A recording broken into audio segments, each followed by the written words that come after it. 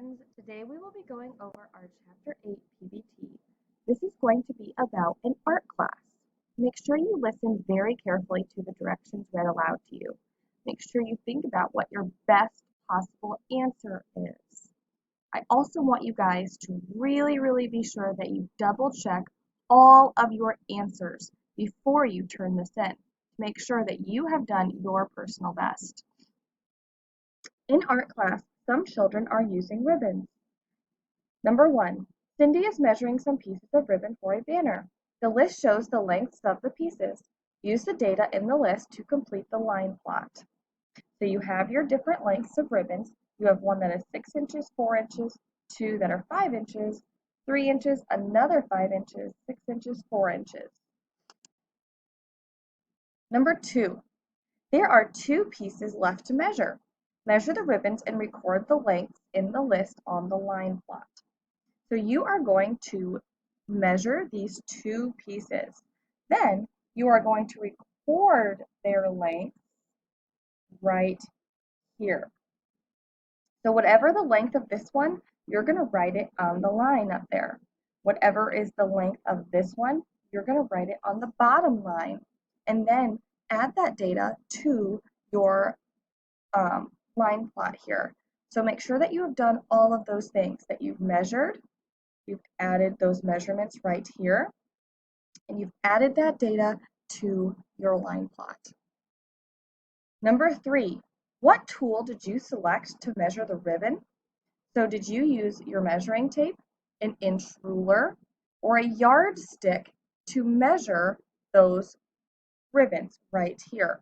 So you will circle the one that you used and write it on the line.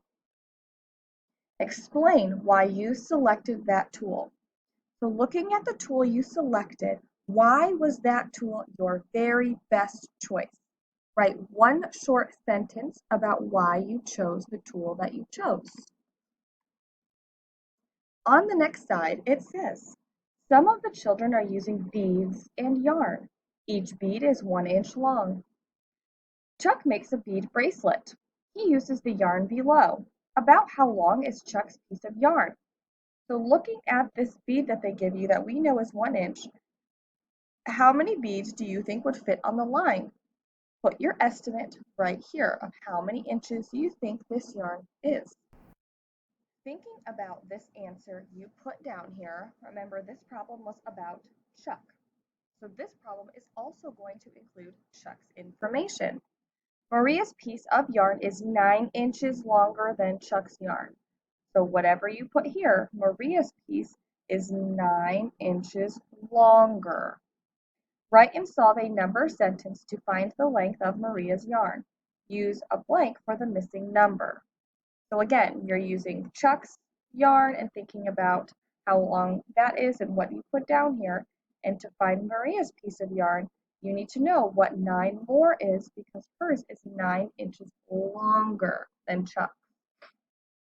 So write your number sentence on these lines using the blank for your missing number that you are trying to find out and put your final answer on the line.